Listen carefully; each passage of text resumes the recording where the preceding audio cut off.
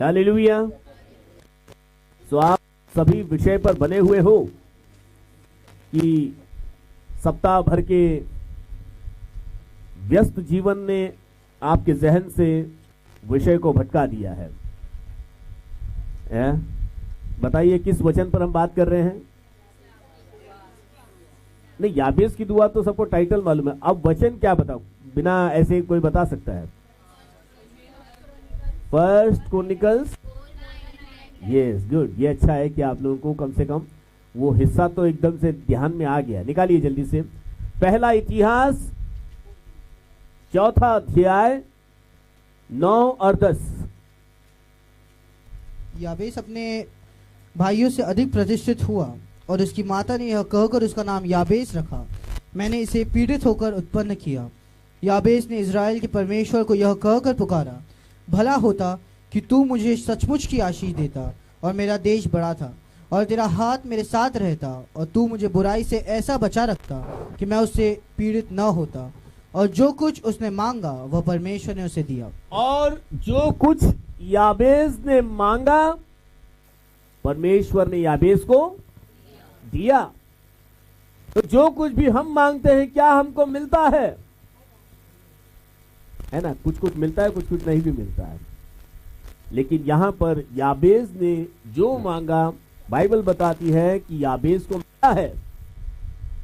और जिस विषय पर हम लोग इस समय बात कर रहे हैं वो ये कि याबेस ने परमेश्वर से क्या मांगा। कौन सा विषय हमने पिछले हफ्ते शुरू किया था? मतलब कौन से टॉपिक पर थे हम लोग? कौन सा बिंदु? कि भला होता कि तू मुझे सचमुच की आशीष दे और तेरा हाथ मेरे सर पर रहे और तू मुझे बुराई से ऐसे बचा रखता कि मैं पीड़ित ना होता। हालेलुया। याबेस अपनी प्रार्थना में भी इस बात को अंगीकार करता है कि बुराई पीड़ा को लेकर आती है। तो बुराई हमारे जीवन में कभी अच्छाई को नहीं ला सकती है। और हमने पिछले हफ्ते कुछ बिंदुओं पर विचार किया था कि बुराई होती क्या है। क्या होती है बुराई? कोई बता सकता है? एक आध दो पॉइंट। एक तो अनाज्ञाकारिता बुराई है, दूसरा पाप। अब हमारे अंदर एक विवेक दिया हुआ है, हमारे कलीसिया में भी एक विवेक है, लेकिन हमारे अंदर की विवेक की बात सुनने की बात कर रहा हूं मैं। हमारे अंदर एक विवेक है और वो विवेक हमें कॉन्शियस, जिसको इंग्लिश में क्या कहते हैं? कॉन्शियस कहते हैं। हिंदी में उसको विवेक कहते हैं। मराठी में क्या कहते हैं मुझे एकदम से नहीं याद आ रहा। विवेक ही बोलते हैं मराठी में भी। विवेक मतलब क्या होता है कि देखो, हमारा मन एक बात सोचता है, हमारे मन में क्या चलता है कि अरे मुझे यहां से साकिना का जाना, ये मेरे मन में आया, अभी मैं गया नहीं हूं तो ये मेरे मन में आया कि मुझे यहां से साकिना का जाना है, वहां से मैं वहां जाऊंगा, यहां जाऊंगा। ये हमारे मन में चलता रहता है, मैं कहां जाऊंगा, योजनाएं बनाते हैं, किसी के बारे में नफरत करना, प्यार करना, ये सब हमारे मन में चलता है। लेकिन विवेक में क्या चलता है पता है? विवेक क्या होता है? कोई बता सकता है कि एक जन कोई बता सकता है विवेक मतलब क्या?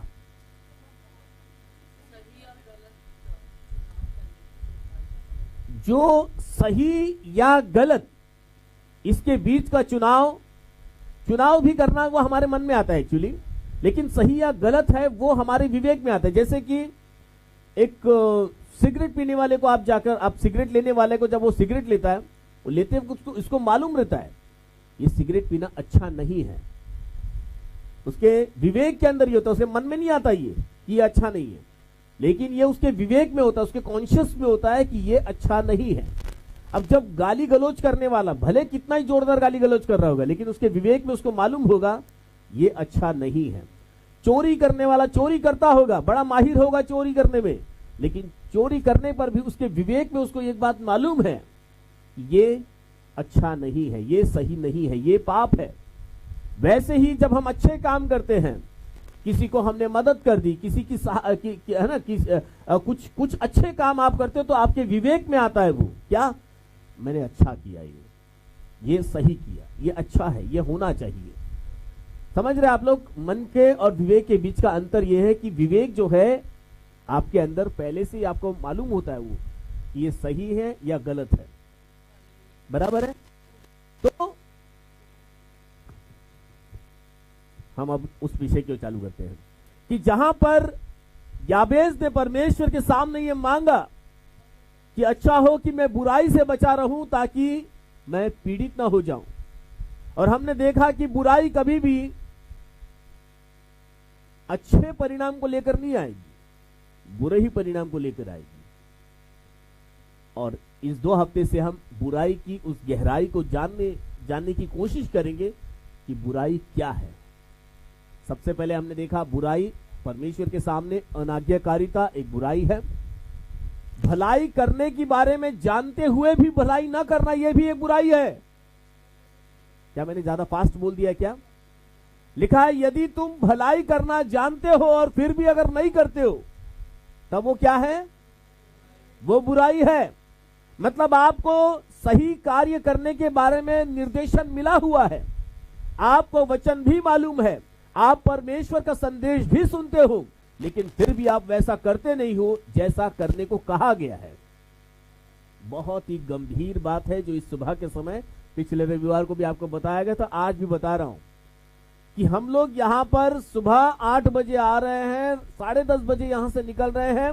कोई गुनहगारी की बातें यहां पर नहीं हो रही है, सारी भलाई की बातें आपको बताई जा रही हैं, वचन के अंदर की गहराई बताई जा रही है, कैसा हमारा जीवन होना चाहिए ये बताया जा रहा है। लेकिन फिर भी जैसा हमको करना चाहिए वैसा हम कर नहीं रहे हैं। क्या हम यहां पर सुनते हैं क्षमा करो? क्या आप सही में क्षमा करते हो सबको? वचन में लिखा है क्रोध न करो, सही में क्रोध नहीं करते हैं क्या? वचन में लिखा है झूठ मत बोलो, क्या हम सही में झूठ नहीं बोलते हैं क्या? There are so many things which Bible instructs us. Bible हमें कई बातों की निर्देशन देता है, ये मत करो, लेकिन फिर भी हम वो करते हैं। लोगों को सताना नहीं है, लोगों के बारे में झूठी गवाही नहीं देनी है, so many things. ऐसा कोई कार्य जिससे किसी को तकलीफ हो रही हो हमें नहीं करना है, क्योंकि वो बुराई को लेकर आता है। हालेलुया। तो बुराई क्या लेकर आती है? चलो उस बारे में हम लोग लेकर आते हैं कि यदि देखो, जैसे मैंने आपको विवेक के बारे में बताया कि हमारे विवेक के अंदर मालूम है कि क्या चीज बुरा है, क्या चीज अच्छा है, तो हमारे अंदर यह होता है कि बुराई तो करनी नहीं चाहिए, है कि नहीं? लेकिन मालूम होते हुए भी यदि हम वो करते हैं तो ऑफकोर्स वो बुरे परिणाम को लेकर आएगा। इसलिए चाहिए कि जहां बुराई हो रही है वहां से हमको निकलना होगा, वहां से हमको परे हटना। आइए कुछ वचनों के द्वारा हम लोग जानेंगे कि बुराई को यदि हम नजरअंदाज कर देते हैं और करते रहते हैं उसका परिणाम क्या आ सकता है। रोमियो की पुस्तक 6 अध्याय का 23वां वचन पढ़े हम। Romeo 6, book of Romans chapter 6:23। क्योंकि पाप की मजदूरी तो मृत्यु है, हाँ, परंतु परमेश्वर का वरदान हमारे प्रभु मसीह यीशु में अनंत जीवन है। हालेलुया। क्योंकि पाप की मजदूरी मृत्यु है, तो गुनहगारी या बुराई कभी भी जीवन को नहीं ला रही, लेकिन मृत्यु को लेकर आ रही है। और वो मृत्यु जो आदम और हव्वा को भी मिली है। मैं और आप यहां पर जीवन पाने को आए हैं, और केवल जीवन नहीं पाने आए लेकिन बहुतायत का जीवन पाने आए हैं, क्योंकि जीवन तो हम सबके पास है ही। आप कहोगे पास्टर हम तो श्वास ले रहे हैं, हम तो जीवित है, लेकिन हमारी जो भाग या हमारी दौड़ जो है वो बहुतायत के जीवन की दौड़ है। एक ऐसा जीवन जिस जीवन में कोई अर्थ है, वरना जी तो बहुत सारे रहे हैं लेकिन वो मुर्दा सा जीवन जी रहे हैं। क्या आप मेरी बात समझ रहे हो? जरा अपने दिमाग के ऊपर भी हम लोग जोर लगाएंगे कि यदि ये बात कही जा रही है तो इस पूरे बात में मैं कहां पर हूं। अपने आप को इस पूरे कॉन्टेस्ट में, आप इस पूरे चीजों में अपने आप को ढूंढे कि यदि ऐसा कहा जा रहा है कि मैं यहां पर आया हूं बहुतायत का जीवन पाने के लिए, तो बहुतायत का जीवन होता क्या है? क्योंकि जी तो बहुत सारे लोग रहे हैं, लेकिन बाइबल बताती है फिर भी वे मुर्दा सा जीवन जी रहे हैं, जिस जीवन का कोई भी अर्थ नहीं है। आपके जीवन का कोई अर्थ है क्या? वो ढूंढ लेना आप लोग। यदि मैं यहां पर जीवित हूं, मैं जिंदों में खड़ा हूं, तो मेरे जीने का क्या अर्थ है? क्या आपके जीवन से किसी को जीवन मिल रहा है क्या?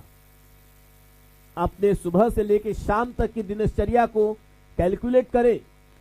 सुबह आप उठते हो, रात को सो जाते हो, फिर सुबह उठते हो, रात को सो जाते हो, यही दिनचर्या चल रही होती है।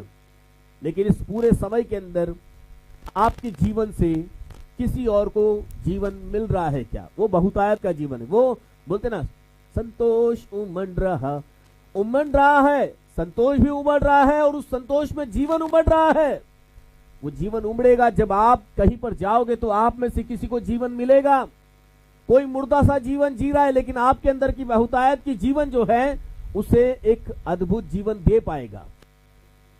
लेकिन वचन बताता है अगर पाप वहां पर है, यदि पाप का जीवन है, यदि बुराई का जीवन है, वो अनाज्ञाकारी का जीवन है, वो हटीला जीवन है, सिद्धि जीवन है, वो गाली गलौज का जीवन है, वो नशेली आदतों का जीवन है, तो वो जीवन क्या लेकर आ रहा है? मृत्यु को लेकर आ रहा है। मजा तो बहुत होता है उस जीवन के अंदर, लेकिन धीरे धीरे मृत्यु की तरफ सर रहा होता है। परसों में एक फोटो दिख रहा था, उस फोटो पे ऐसा पति पत्नी का फोटो था, शराब की बोतलें ग्लास रखे हुए थे सामने, कार्टून। तो पत्नी बोल रही है, ऐसा चक्कर देखती कि क्या पी रहे मेरे हस्बैंड, तो चक्कर देखती है, बोलती अरे कितनी कड़वी चीज है, कितना बुरा लग रहा है ये पीने में, इतनी कड़वी चीज पीते हो आप। तो पति भी मुंह बना के देखा, तुम लोगों को लगता है कि हम ये शराब पी कर मजा कर रहे हैं, हम कितनी कड़वी चीज पी रहे हैं, कितना दुख सह रहे हैं हम लोग इसके अंदर से। क्या आप समझ रहे हो मैं क्या कह रहा हूं? इसका कुछ कहने का तात्पर्य यह है कि एक व्यक्ति जानता है कि यह कड़वी है, एक व्यक्ति जानता है कि यह अंदर जाकर खराब कर रहा है मुझको, एक व्यक्ति जानता है ये केवल मुझको नहीं मेरे परिवार को खराब कर रहा है, तब भी वो पैसे देकर उसे चीज ले रहा है, उस चीज को ले रहा है। जबकि वचन बता रहा है कि उस पाप की मजदूरी क्या है? मृत्यु है। जीता व्यक्ति चल रहा होता है, लेकिन फिर भी मरासा चल रहा होता है। वो जो गुनहगारी का जीवन जी रहा होता है, जीवन को कोई अर्थ ही नहीं होता। तो यदि इसीलिए याबेस के पास बार बार जाकर हम पूछते हैं, क्यों याबेस ने परमेश्वर से यह मांगा कि मुझे बुराई से बचाकर रख, कि मैं पीड़ित ना हो जाऊं, क्योंकि बुराई ऐसी पीड़ाओं को लेकर आती है जो पीड़ाएं असहनीय होती है। पीड़ाओं का फिर कोई उत्तर भी नहीं होता, जिसका कोई क्योर भी नहीं होता। क्योर मतलब इलाज नहीं होता उसका। हालेलुया, बोलो मेरे साथ हालेलुया। ये वचन पढ़ने के बाद हमारे जहन के अंदर एक बनना चाहिए, चाहे जो हो जाए, मैं जिस जीवन को जी रहा हूं इस जीवन में भी एक बहुतायत का जीवन है, और यदि वो जीवन मुझ में नहीं है तो वो जीवन कहां पर है? कहां पर वो जीवन रुका हुआ है? बाइबल बताती है पाप से मुझे बाहर निकलना है।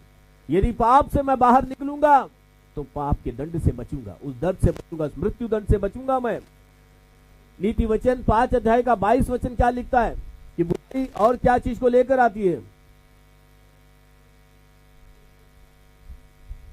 नीति वचन प्रोवर्ब्स चैप्टर 5:22, दुष्ट अपने ही अधर्म के कामों से फंसेगा और अपने ही पाप के बंधनों में बंधा रहेगा। दुष्ट अपने ही अधर्मों के काम में फंसेगा और अपने ही पाप के बंधन में बंधा रहेगा। पाप कभी भी आजादी को नहीं लेकर आती है।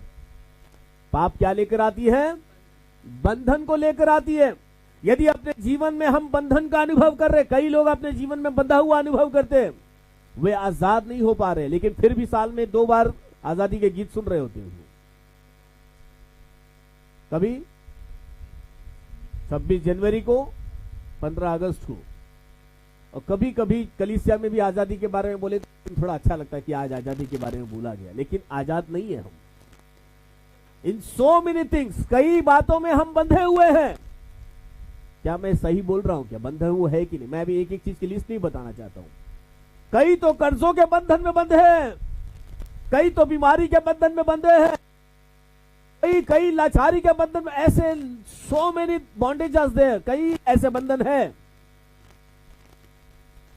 हम बोलते तो हैं कि मैं आजाद हूं, लेकिन फिर हम आजाद नहीं है। वचन बताता है दुष्ट अपने ही अधर्म के कामों के कारण, अधर्मों से ही क्या लिखा है, दुष्ट अपने ही अधर्म के कर्मों में फंसेगा और अपने ही पाप के बंधनों में बंधा रहेगा। और यदि यह बंधन तोड़ना है तो गुनहगारी के जीवन से दूर हटना पड़ेगा। हालेलुया। तो पाप या बुराई बंधन को लेकर आती है। इसीलिए याबेस परमेश्वर से मांगता है कि प्रभु मेरा दायरा तो बढ़ जाएगा, मैं सच्ची की आशीष तो पाऊंगा, लेकिन फिर भी अगर बंधा रहूंगा तो क्या मजा। समझ रहे? मैं दायरा में परमेश्वर से उसने क्या मांगा, दायरा बढ़ा, मुझे सचमुच आशीष दे, प्रतिष्ठा भी पालूंगा, लेकिन फिर भी यदि बंधन में रहूंगा तो क्या फायदा। इसीलिए कि प्रभु तू मुझे बुराई से बचा। यदि मैं बुराई से बचूंगा तो इस बंधन से भी आजाद हो जाऊंगा। यदि मैं बुराई से बचूंगा तो पाप का दंड भी मुझ पर नहीं आएगा। हालेलुया। और एक बात है, नीति वचन 14 अध्याय का 34वां वचन, नीति वचन प्रोवर्ब्स चैप्टर 14:34। जाति की बढ़ती धर्म ही से होती है, हाँ? परंतु पाप से देश के लोगों का अपमान होता है। सबका ध्यान था क्या? पाप से क्या होता है?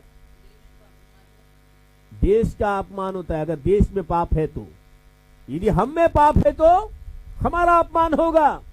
तो पाप कभी भी बहुमान को नहीं लाता, बहुत बड़े इज्जत को नहीं लेकर आता है, परंतु पाप अपमान को लेकर आता है। पाप कभी भी प्रतिष्ठा को लेकर नहीं आएगा। लेकिन जो पाप करेगा, आपने देखा होगा बहुत सारे जो गुनहगारी में पकड़े जाते हैं, उनके साथ बहुत अच्छा सा व्यवहार तो नहीं होता। उनको फूलों की हार वगैरह सब चढ़ाकर उनका जय जयकार तो नहीं किया जाता, परंतु अपमान की बात मानी जाएगी और वो अपमानित होंगे। ऐसे हमारे आत्मिक जीवन के लिए भी आपको इसको सोचना है कि जब आप एक आत्मिक का जीवन जी रहे हो, आत्मिक जीवन के अंदर परमेश्वर के आगे आपके लिए एक मान है। लेकिन यदि गुनहगारी आपके जीवन में है, यदि बुराई आपके जीवन में है, तब ये कभी भी बहुमान को, मान को नहीं लेकर आएगी, लेकिन अपमान को लेकर आएगी।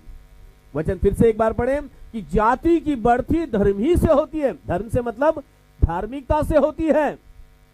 जाति की बढ़ती धार्मिकता से होती है, बुराई से कभी नहीं होगी। जाति की बढ़ती मतलब जिस विश्वास में आप चल रहे हो, इस विश्वास में बढ़ोतरी धार्मिकता के कामों से होगी, गुनहगारी के कामों से नहीं होगी। कई तो बाइबल के अंदर गमलीएल के बारे में हम पढ़ते हैं, प्रेरितों की पुस्तक के अंदर, निकालना नहीं वो तो फिर टाइम लगेगा।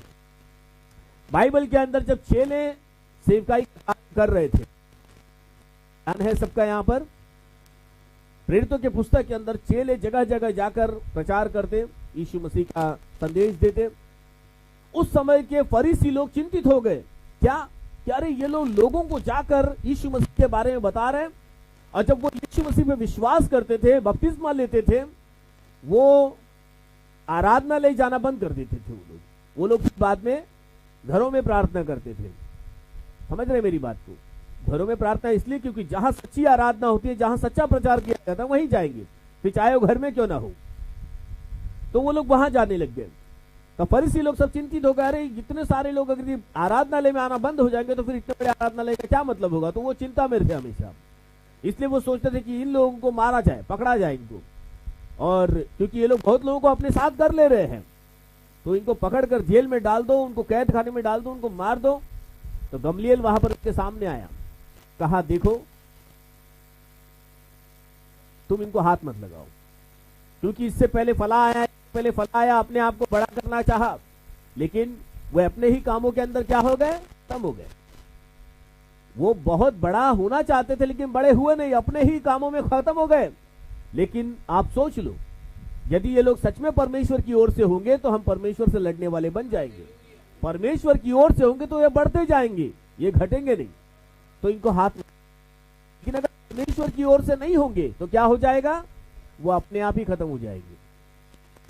बताता है धार्मिकता मतलब जाति की बढ़ती धार्मिकता से होती है। यदि आप सच्चे विश्वास के साथ में, सच्चे वचन के साथ में आप आगे बढ़ोगे, तब विश्वासियों की बढ़ती आपके द्वारा होगी। लेकिन उसमें आगे लिखा है कि परंतु पाप से देश के लोगों का अपमान होता है। परंतु पाप से पापी जन का अपमान होता है। पाप से आस में जो लोग होंगे उनका अपमान होता है। तो यदि हमें बहुमान के साथ में जीना है और बहुमान के साथ में प्रभु यीशु मसीह के सामने खड़े होना है, अपने जीवन में पाप से एक लंबी दूरी बनाकर रखनी होगी हमको। ये नहीं कि सब लोग कर रहे हैं हम भी करेंगे। फला फला बड़े नामचीन लोग कर रहे हैं तो हम करने से क्या हो जाएगा। इस ख्याल में मत रहना कि प्रभु नामचीन लोग का देखकर आप लोगों का न्याय करेगा। क्या मेरी बात आप जरा भी समझ रहे हो? कई बार हमारे दिमाग में आता है, अरे फला बड़ा व्यक्ति अगर ये कर सकता है, कर रहा है, तो हम क्यों ना करें। तो फला बड़ा व्यक्ति को देखकर प्रभु आपका न्याय नहीं करने वाला, प्रभु आपका न्याय करेगा और उस व्यक्ति का न्याय उस व्यक्ति का भी करेगा। और वो पक्षपात करने वाला नहीं है कि उसके लिए अलग और आपके लिए अलग। न्याय तो सबका सेम होने वाला है। इसलिए किसी व्यक्ति को देखकर नहीं करना आप कि अरे बहुत बड़ा नाम वाला ये गलती कर रहा है तो हम भी कर देंगे।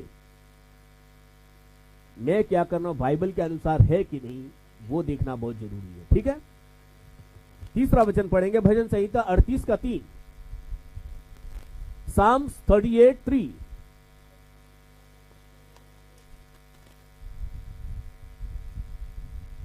तेरे क्रोध के कारण मेरे शरीर में कुछ भी आरोग्यता नहीं, हाँ। और मेरे पाप के कारण मेरी हड्डियों में कुछ भी चैन नहीं। हालेलुया। तो पाप के कारण हड्डियों में कुछ भी चैन नहीं। पाप बीमारी को भी लेकर आता है, ऐसी जिसका कोई ही क्योर नहीं। देखो, दो तरह से तकलीफें आती हैं। कई बार हमारे जीवन के अंदर हम तकलीफों का सामना कर रहे होते हैं। कई बार परीक्षा में खरा उतरने के लिए भी तकलीफें आती हैं, लेकिन कई बार गुनहगारी के कारण भी तकलीफें आती है। बाइबल बताती है कि तेरे क्रोध के कारण मेरे शरीर में कुछ भी आरोग्यता नहीं, और मेरे पाप के कारण मेरी हड्डियों में कुछ भी चैन नहीं है। मतलब जो गुनहगार होगा ना, वो चैन से सोएगा भी नहीं ठीक से, लेकिन जो ईमानदार होगा वो आराम से खर्राटे मारकर सोएगा। क्या आप मेरी बात समझ रहे हो? क्योंकि अगर अनैतिकता से बनाया हुआ कितना ज्यादा धन क्यों ना हो, उन्हें चैन की नींद नहीं आती है। लिखा है, पाप के कारण मेरे हड्डियों में कुछ भी चैन नहीं। पाप कई तरह की बीमारियों को भी लेकर आती है। हालेलुया। नहीं, क्योंकि ये दिमाग में हमारे होता है ना, अरे बीमार तो हम सब होते हैं, तो मतलब हम सब पापी है क्या? समझ रहे मेरी बात? इसके लिए थोड़ा धीमा था। हालेलुया, क्योंकि कॉन्फिडेंस थोड़ा सा लूज हो गया। बोलो हालेलुया। क्योंकि हम सीख रहे हैं इस पाप से दूर रहने के बारे में, हम सीख रहे हैं पाप के परिणाम के बारे में, हम सीख रहे हैं। हालेलुया। और सीखना जरूरी है, क्योंकि इसी के द्वारा परमेश्वर हमसे बात करता है। कई बार किसी के जीवन में जब हम बहुत तकलीफें देखते हैं, तो वहां पर हमें मालूम होना चाहिए कि चलो यहां पर पाप की क्षमा मांगी जाए, यहां पर पाप का अंगीकार किया जाए, अपने आप को ढूंढा जाए कि मैं कहां पर हूं। हालेलुया। इसीलिए सबोपदेशक की पुस्तक में 14 अध्याय के 7वें वचन में शायद लिखा है, मैंने पढ़ा था पिछली बार, ये सबोपदेशक 7:14 है कि 7:14 है। हाँ,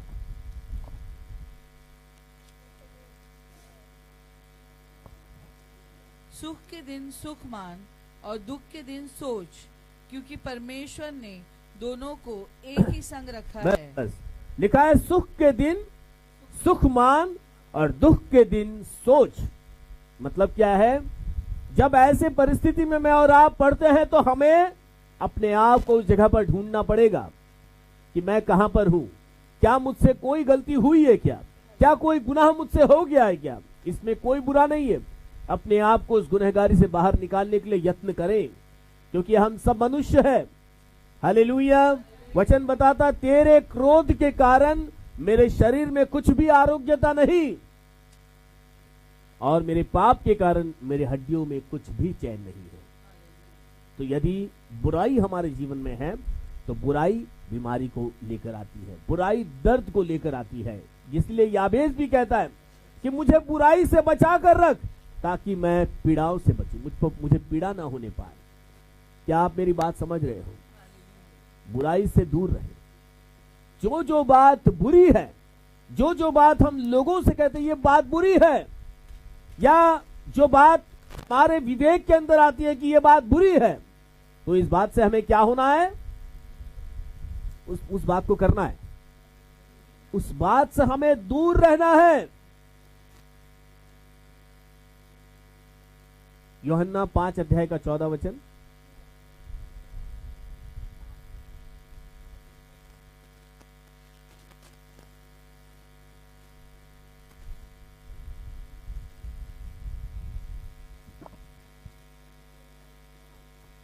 यूहन्ना जॉन चैप्टर 5:14।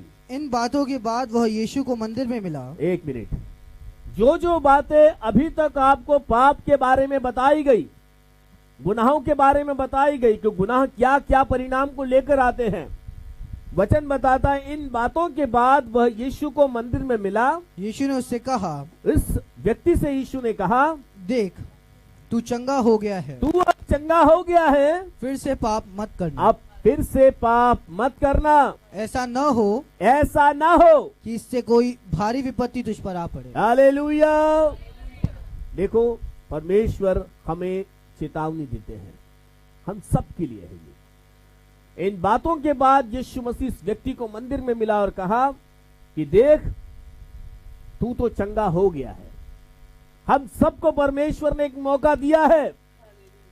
मेरी प्रार्थना में एक बात मैं कहता हूं कि प्रभु हमें एक अच्छा जीवन आपने दिया है, एक आनंद का जीवन हमको प्राप्त हुआ है, हमें आपका प्यार मिलता है, आपका दुलार मिलता है प्रभु, लेकिन ये सबको नहीं मिला है। देयर आर सो मेनी, कई है जो इस बात के अभिलाषी हैं कि वे हमारे जैसा जीवन जीना चाहते हैं, लेकिन उनको मालूम ही नहीं है ये जीवन मिलता कहां है। हालेलुया। तो प्रभु उन्हें एक मौका मिले, क्या मिले? उनको एक मौका मिले कि प्रभु वे आपकी करुणा को, आपकी दया को, आपके प्यार को जाने। हालेलुया। तो एक मौका हमें मिला है, एक मौका हमें मिला है कि हम अपने आप को जांचें। अगले रविवार को हम प्रभु भोज लेने वाले, जिसमें इस वचन को तो हम पढ़ते हैं कि अपने आप को जांचें और फिर इस प्रभु भोज में हाथ लगाए। स्क्रिप्चर से देख तू चंगा हो गया है, फिर से पाप मत करना, ऐसा ना हो कि इससे कोई भारी विपत्ति तुझ पर पड़ जाए। यह हम सबके लिए एक चेतावनी है, एवरी वन ऑफ अस।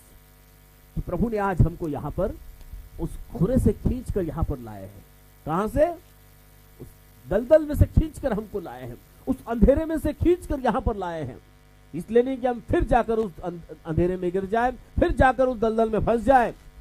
प्रभु कहता है कि संभल जा, ऐसा ना हो कि ये दुगना होकर तेरे ऊपर आ जाए। इसे हल्के में मत लेना। बैठे से शेवट तक सभी लोगों को मैं बोलना चाहता हूं, फॉर एवरीवन, अपने आप को प्रभु के आगे परखें। मैं अपना संदेश खत्म नहीं कर रहा हूं, लेकिन समय भी अनुमति नहीं दे रहा, 10 बजने आ गया है, पर है खत्म करना चाहता था मैं, पर उसका अगला भाग मुझे बताना है। यदि बुराई से आपको बचना है तो उस इच्छा को अपने अंदर हमको बनाना पड़ेगा, उस चेतावनियों को बाइबल में से हमको लेना पड़ेगा। बाइबल ने हमें चेतावनी दी है कि उसमें से निकल आओ, भागो उसमें से। बाइबल में कुछ लोग हैं जो पाप से भागे हैं। We have to learn. जैसे याबेस ने प्रभु के आगे घुटने टेके, याबेस ने परमेश्वर से सहायता मांगी, क्या खुदावन मुझे बुराई से बचा कर रख। यदि हमारे मन में आ जाएगा तो आपके एक्शन में आ भी जाएगा, मन में ही नहीं आएगा तो एक्शन में भी नहीं आएगा। क्योंकि मन में क्या आया हुआ है? मैं तो पाप करता ही नहीं हूं, मैं तो सबसे अच्छा हूं, मैं सबसे भला हूं, मैं बाइबल पढ़ता हूं, मैं प्रार्थना करता हूं, तो बुराई तो मैं कर ही नहीं सकता हूं। लेकिन ऐसा नहीं है। याबेस जो भाइयों में अपने भाइयों से प्रतिष्ठित हुआ है, जो इज़राइल के परमेश्वर को जानता है, वो याबेस परमेश्वर से मांगता है कि मुझे बुराई से बचा कर रखे। अपने गुनाहों को मानना परमेश्वर के आगे दीनता कहलाता है। इसका मतलब ये नहीं कि हम बार बार ये कहे कि मैं तो तुच्छ हूं, मैं तो गलिच्छ हूं। अरे प्रभु ने आपको तुच्छता से बाहर निकाला है, उस गलिच्छ जीवन से बाहर निकाला है। अब आप अच्छे हो, प्रभु में चुने गए हो, आप प्रभु ने धोकर साफ कर दिया है। क्या होता है प्रार्थनाओं में, अपनी विनती में कई बार हम क्या कर रहे होते पता है? अब देखो, मैं और आप जो इस संसार के कीचड़ में फंसे हुए थे, दलदल में, गंदगी में थे, प्रभु ने हमको निकाला तो ऐसे गंदा करके गंदा ही चलाते रहेगा हमको साथ में? नहीं, बाइबल बताती है उन्हें हमें क्या किया, ऐसे कीचड़ से निकाला, खड़ा रहते और साफ किया अच्छे से। किससे साफ किया पता है? अपने लहू से उसने हमको धो डाला एकदम अच्छे से, पूरे से एकदम, और फिर हमको साथ में लेकर चला। लेकिन हम फिर भी क्या बोल रहे हैं? प्रभु मैं तो अभी भी गंदा हूं, मैं अभी भी गटर में पड़ा हूं, मैं अभी भी दलदल में धंसा हूं। हम प्रभु के साथ चल रहे हैं, प्रभु ने हमको एक उद्धार का वस्त्र दिया है, तो हम साफ सुथरे चल रहे हैं प्रभु के साथ। So never think that I am, मतलब कई बार प्रार्थना में हम बोल रहे होते हैं, प्रभु मैं तो तुच्छ हूं, मैं तो गलिच्छ हूं, मैं तो पापी हूं, मैं गुनहगार हूं। आपने गुनाह कर रहे हो तो गुनहगार हो, लेकिन प्रभु के सामने जब प्रभु ने आपको शुद्ध किया है, इस विचार के साथ प्रभु के साथ चले कि प्रभु ने मुझे शुद्ध करके चला रहे साथ में, अब मुझे इस गंदगी में नहीं पड़ना। याबेस परमेश्वर से मांगता है कि प्रभु मुझे बुराई से बचा कर रखे। ये नहीं बोल रहा कि मुझे बुराई से बाहर निकाल, बुराई से बाहर आकर वो कहता है मुझे बुराई से बचा कर रख कि मैं उस बुराई की पीड़ाओं को न सहने पाऊं। आपके अंदर जब ये बात आएगी तो आप बुराई से अपने आप दूर रहोगे, लेकिन जब तक ये बात आपके जहन में नहीं, आपको क्या लग रहा है मैं बुराई हूं, प्रभु तो माफ करने वाला है और वो माफ करता रहता है, तो ये धारणा गलत है। वो माफ करता है, इसलिए नहीं माफ करता है कि बार बार आप जाकर वही बुराई करते रहो। समझ रहे मेरी बात को? अरे प्रभु मैंने ये बुरा कर दिया, मैं माफी मांगता हूं, प्रभु ने माफ कर दिया, चलो अब निकल गया, मैं वापस गुनाह करने के लिए फ्री हो गया एकदम से। तो ये प्रभु ठट्टों में नहीं उड़ाया जाता, तो प्रभु का मजाक ना उड़ाए इस तरह से कि ये सोच कर कि हर हफ्ते मुझे माफी मिल जाती है, मैं आज के दिन आऊंगा, पास्टर से प्रार्थना करवा लूंगा, मैं शुद्ध हो जाऊंगा, माफ मिल जाएगा मेरे को, अब बाहर जाकर फिर बुराई करने के लिए आजाद।